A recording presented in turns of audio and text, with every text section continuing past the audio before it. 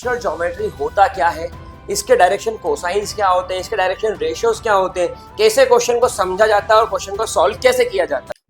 Hello and welcome everyone, आप सभी का स्वागत है फिजिक्स एम पर। Join the army of Gabbar with Anand Shukla. मैं यहाँ पर फिजिक्स एम पर पूरा 3 डायमेंशनल ज्योमेट्री क्लास 12th का मैथमेटिक्स डिस्कस करने वाला हूँ, जिसके अंदर मैं एनसीईआरटी को पूरे तरीके से कवर करूंगा।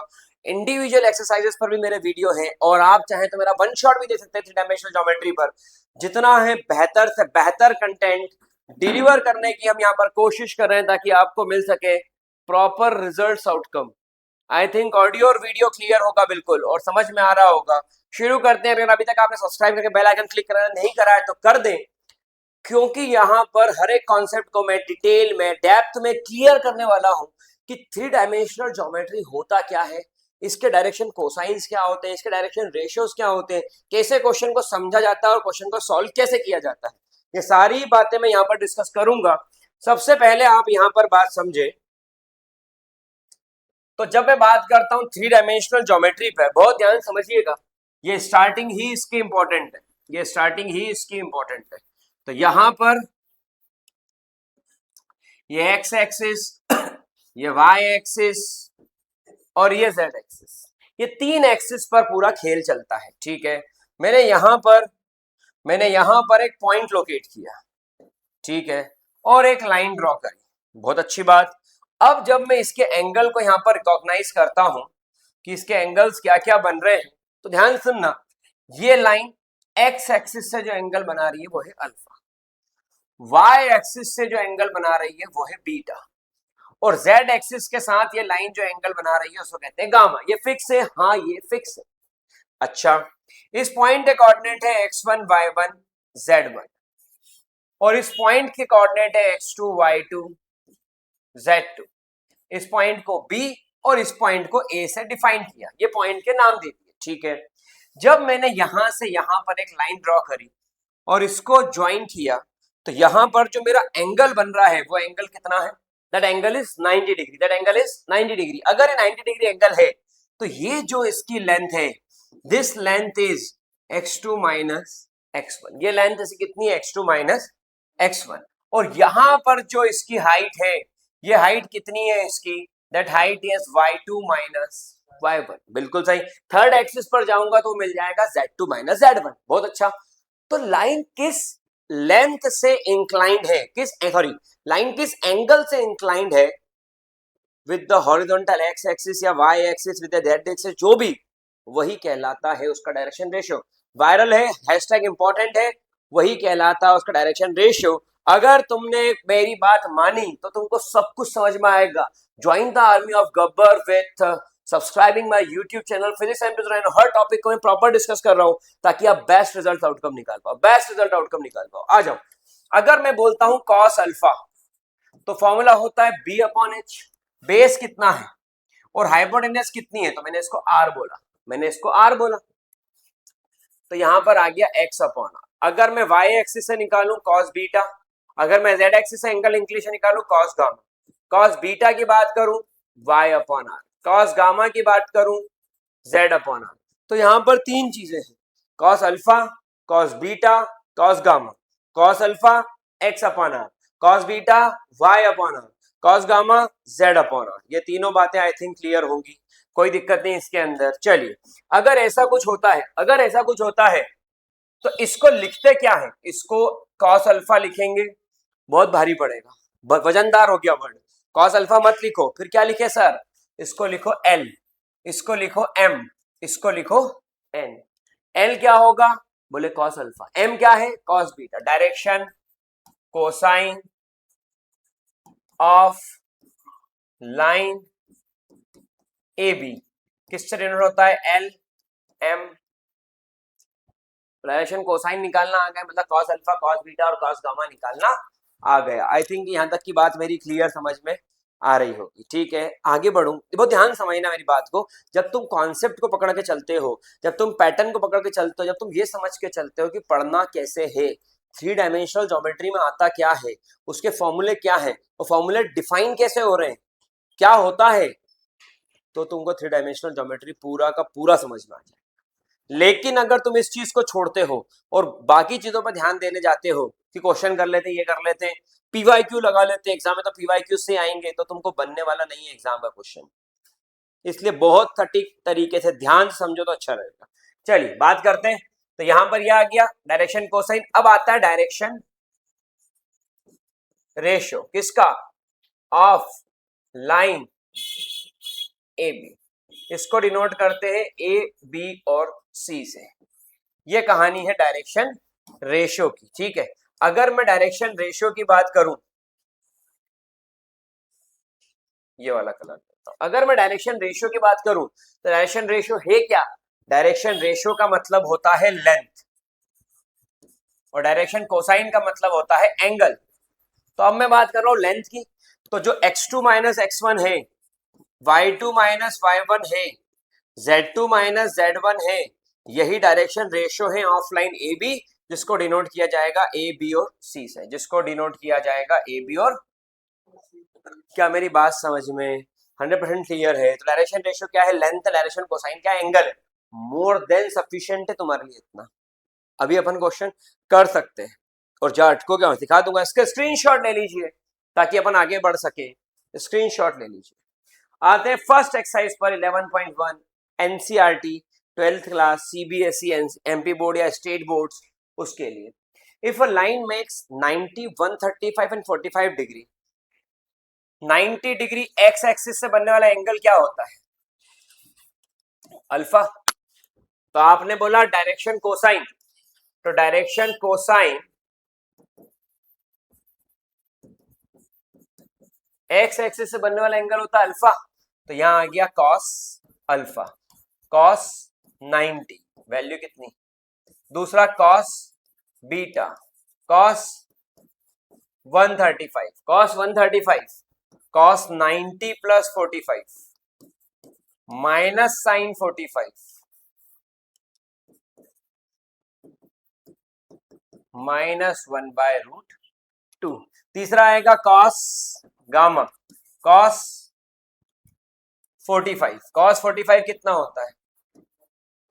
तो क्या बने डायरेक्शन कोसाइन? ये बने 0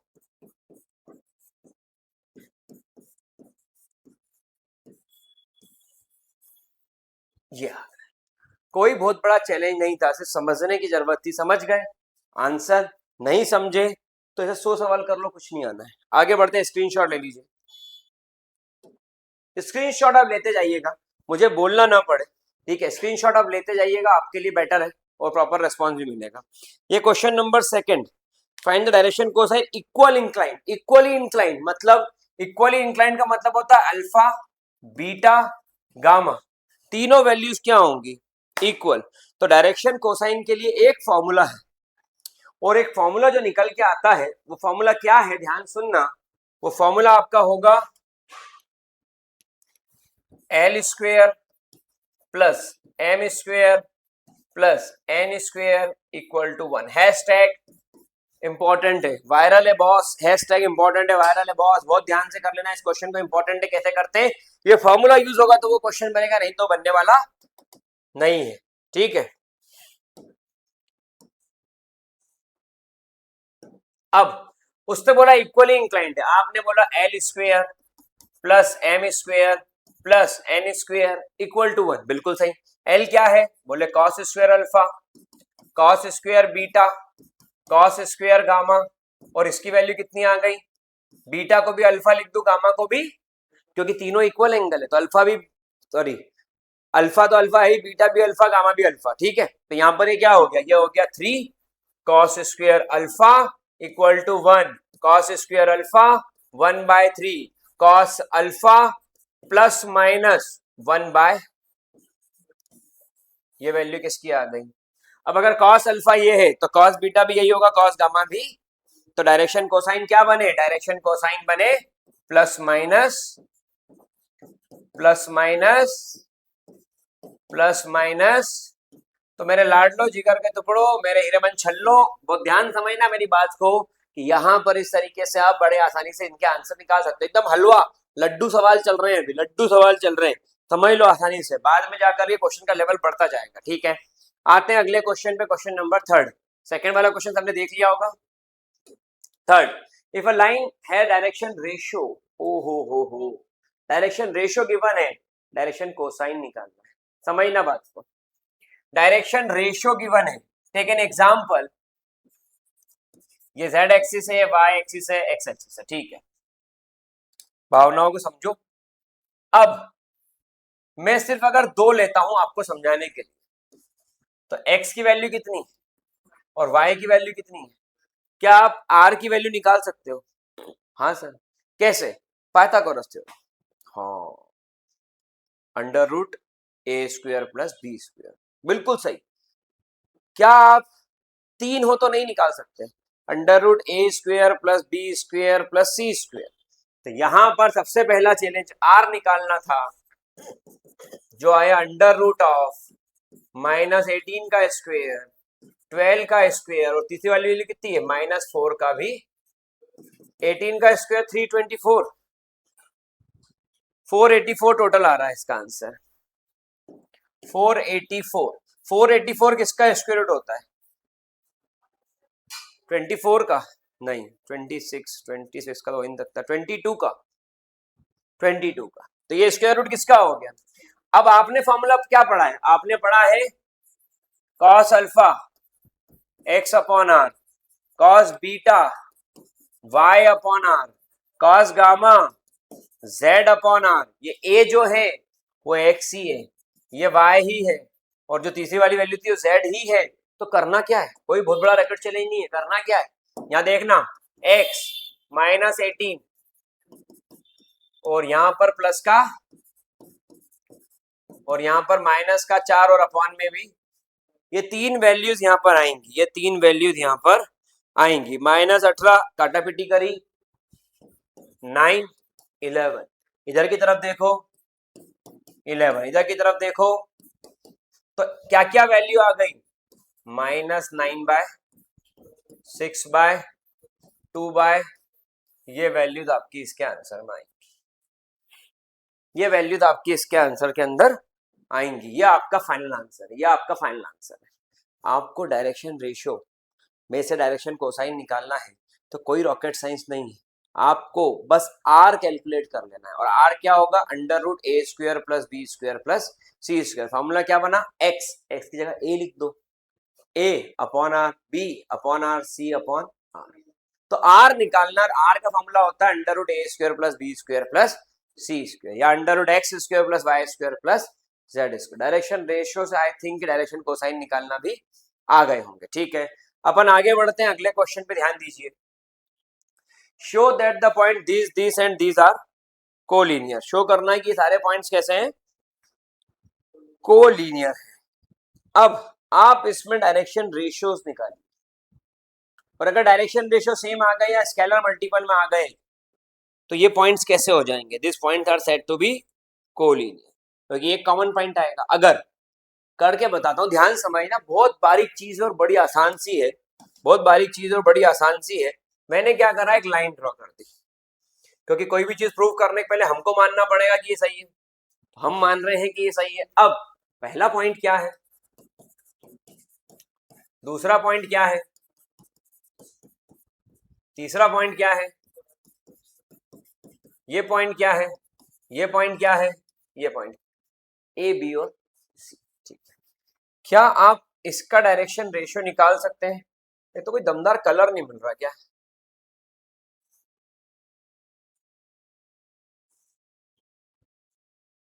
ये कलर ट्राई करते हैं।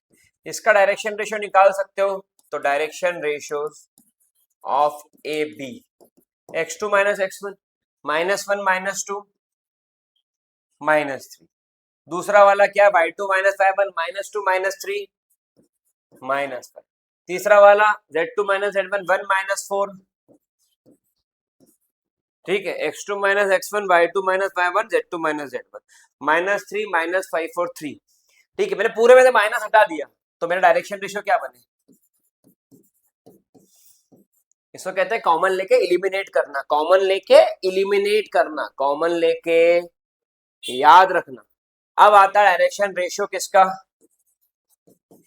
बी सी का। अब बी और सी क्या होगा?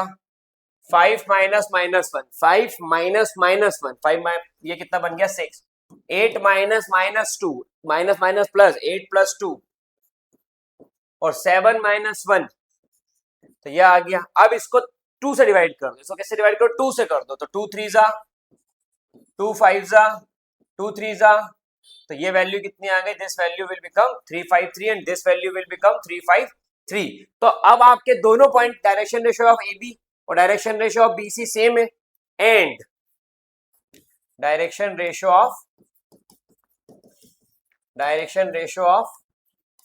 और बी क्या है, very good, common point. So तो क्या हुआ, आर क्या निकल गए,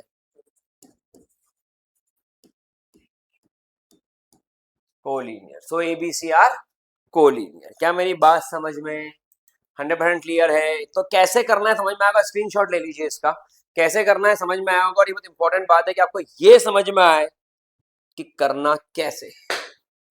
बच्चों को यही समझ में नहीं आता और करना कैसे, वो दिन रात लगे हुए हैं और उनके आंसर ही नहीं आते। एक टॉपर, एक स्कोरर बच्चा जो रिजल्ट्स जनरेट कर पाता है, और एक ऐसा बच्चा जो मेहनत कर रहा है लेकिन रिजल्ट्स नहीं आ रहे, उनके बीच में एक ही अंतर है, जो रिजल्ट जनरेट कर पा रहा है उसको पता है कि पढ़ना कैसे, याद कैसे रखना, अपनी स्पीड ऑफ लर्निंग को 10x कैसे कर देना है।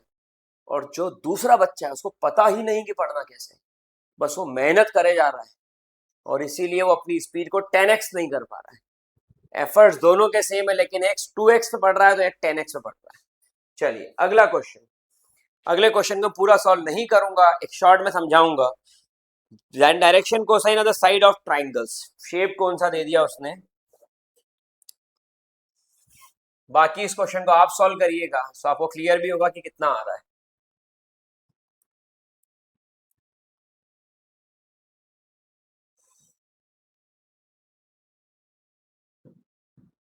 चल ये वाला पॉइंट क्या है,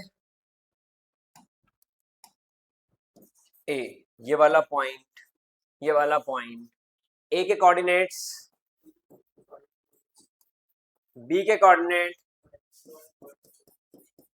सी के कोऑर्डिनेट,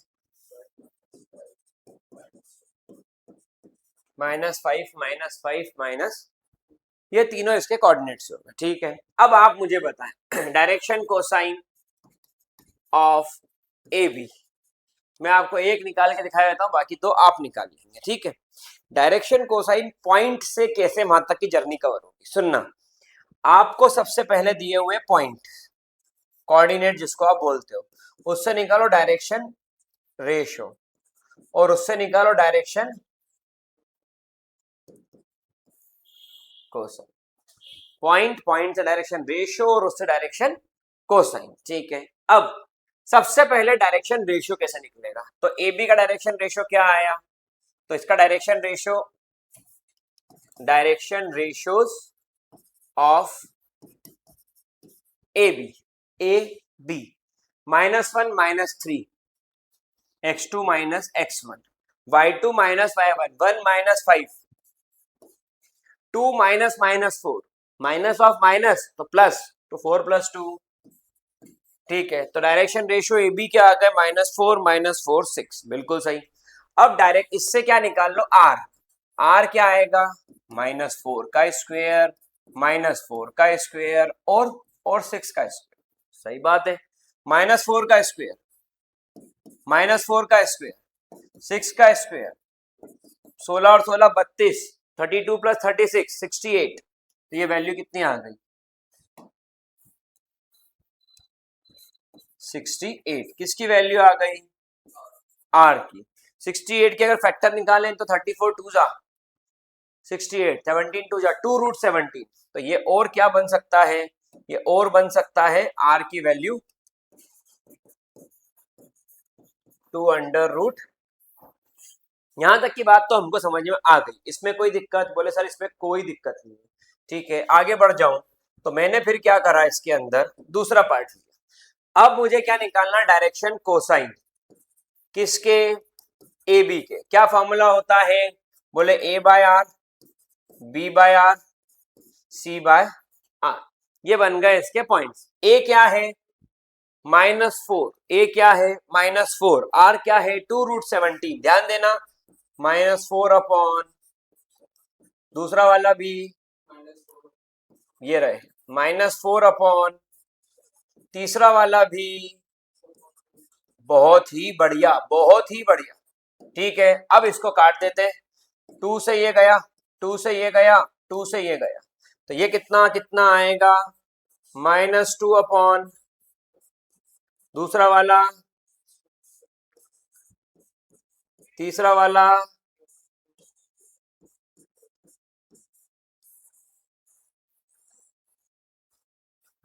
तो ये क्या आ गई, ये आ गई इनकी वैल्यूज। तो डायरेक्शन पॉइंट से डायरेक्शन रेशियो से डायरेक्शन कोसाइन, ये जर्नी अगर तुमको याद रह गई तो सेकंड थर्ड फोर्थ एक्सरसाइज तो मेरे लिए करना कोई बहुत बड़ा चैलेंज नहीं होगा, लेकिन जर्नी तुमको पता होना चाहिए कि पहले क्या निकलेगा पॉइंट से निकलेंगे डायरेक्शन रेशियो से निकलेंगे डायरेक्शन कोसाइन। ठीक है, तो I think this exercise will be and your 11.2। अब शुरू करते हैं एक्सरसाइज नंबर 11.2, फटाफट से इसको नोट डाउन करके स्क्रीनशॉट ले लीजिए, फिर शुरू करते हैं 11.2।